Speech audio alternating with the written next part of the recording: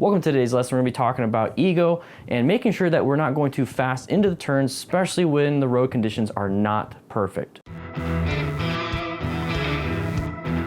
If you're looking for a phone mount for your motorcycle, why don't you check out Rockform. Use code DanDan25 for 25% off, or have an opportunity to win this during one of my Patreon giveaways. If you want more information about that, swing on by patreon.com/DanDanTheFireman.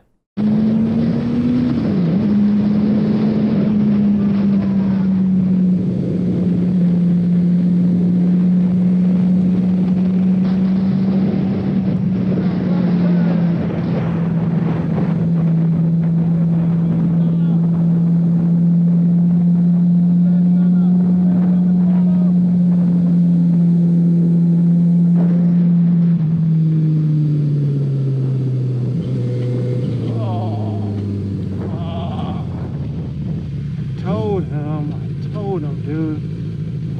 You alright, bro? That's why I told you, bro. Take it easy, man. God damn it. You alright? Yeah. All right, now that we saw what happened, let's go over what went right, what went wrong, and then use that information to prevent the accident for ourselves. That is the point of these videos, so let's focus on that. So first things right off the bat, what I can see is that we have a rider up front. Okay, so this is a group riding scenario, and usually within group riding scenarios, ego tends to creep itself in. So I'm going to assume that a little bit of ego happened on this. After the accident, what I heard was, hey man, you should have taken it easy. Hey, I told you to take it easy. All these different things. So maybe this is a newer rider up front and then more experienced rider in the back, but quite possibly the rider up front is not riding within his limits. So make sure you guys ride within yours. Okay, so these are the few nitpicks and the few what went wrong. Another thing that I feel like went wrong is the fact that it is raining. Okay, so the ground is actually really wet. We're going to have less traction because, not because of the rain, I'm going to say that right now, not because of the water itself, but because of the debris and the oils that it's going to leach up. But let's go ahead and move on through here and let's watch this thing. So we got our first clue right here. We have a sharp left turn, 20 miles per hour. We're going 60, okay? We're going 3 times the recommended speed. I'm not too sure what the actual speed is, but these tend to be about 15 to 20 miles an hour less than what the speed limit is, so we're already going at a high rate of speed. So speed is going to be a huge factor in this, especially coupled with the fact that it's going to be less traction on the ground. All right, so we got another turn going right, so we have another sharp turn going right. You see how wet the ground looks? That's pretty crazy. We're going to go over some of this stuff a little bit later. We also have the chevron saying, hey, it's a sharp turn, sharp turn. It's a very long sharp turn, so that is something that you got to be really careful about. So we got a sharp turn to the left, chevrons here, slow down, slow down, slow down, slow down. You see how there's going to be an elevation change, so that's going to play a little bit of a role. But he's going to do a low side, so he's going to have a lot of damage to his left side. He's going to have impacts to his shoulder, elbow, knees, and he's going to have impacts to his hips, okay? So that is quite possibly to his head.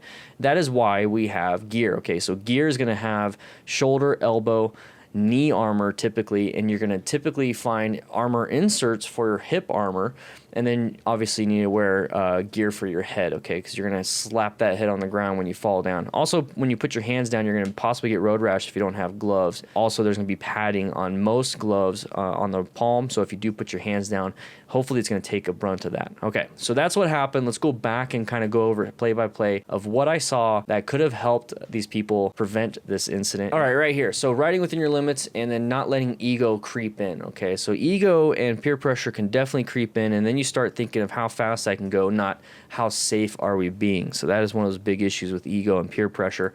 Also, riding within your limits. How do we, figure out what our limits are? Well, I have a wonderful video on that, so that's going to be the first link in the description, and it's going to be a link as the first comment pinned up there on how to build your confidence and knowing how you're riding outside your limits. Long story short, if you have a pit in your stomach or you start having a little bit of panics like, oh no, anxieties, you're outside your limits, okay? So you have to be comfortable and have that confidence in your riding skills. And if you go out of that and you're not confident in what you're doing, that's when you're outside your limits. Also, ego, like I said, that definitely can play a role in this. But speed right here is going to be a huge role, okay? So it's recommended 20 miles an hour on the sharp turn, and we're going 62, 63 miles an hour. Okay, so typically that's not going to be the biggest of the deals, especially since we have great tires on our bikes. We have really powerful machines, highly engineered. That's not going to be the biggest problem. When you couple it with a very wet road and then an inexperienced rider, and then we're going too fast, you see how we start adding more and more and more factors to the problem.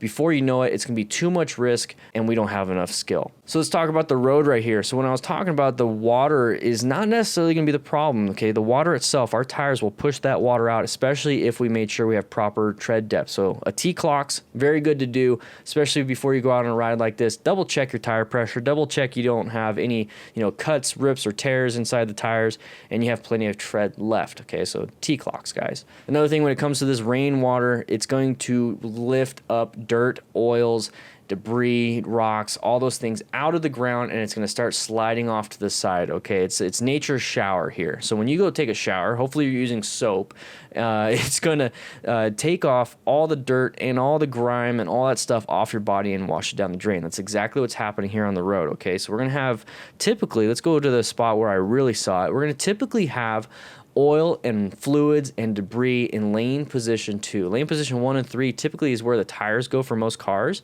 and you can kind of see slight discoloration right here, okay? So lane position 1, which is where the driver is, or the rider is right now. Lane position 2, you're going to see like a black streak going all the way down across and through all that stuff. That is typically where the oil and debris land. Lane position 3 is going to be closer to the gutter.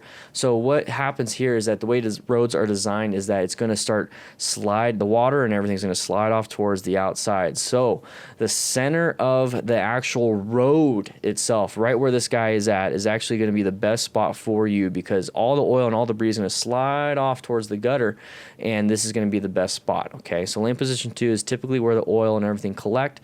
Water is going to run it off towards lane position 3 and then out towards the gutter.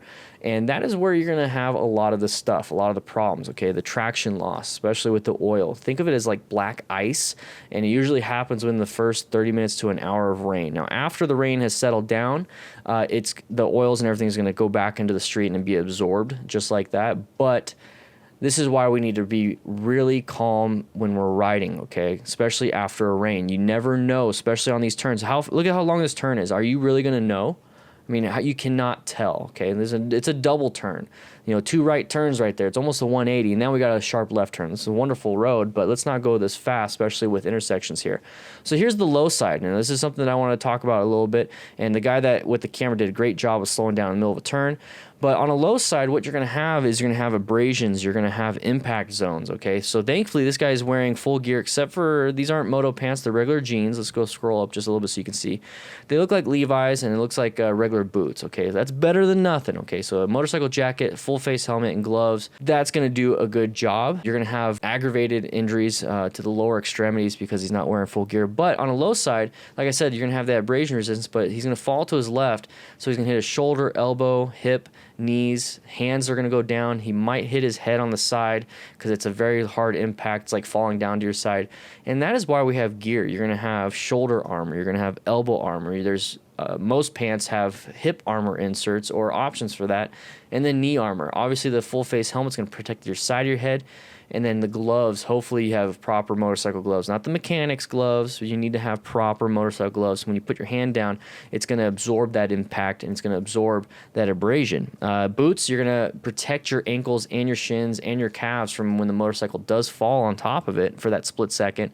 That's why you need to have full gear, okay? So guys, let's make sure we're riding within our own limits. We're not riding based on ego. We're making sure that we're safety conscious first. Let's look at the clues up ahead. It's a sharp left turn going 20 miles an hour, or that's what's recommended. Why are we going 60? Start putting these things together so that things can really work out for you in the end. Remember, we're trying to figure out what went right, what went wrong, and how we can prevent these things for ourselves. So I take these as wonderful training tools of what I can do better with a visual aid. With that said, I hope you guys ride safe, be safe, and I'll be seeing you around.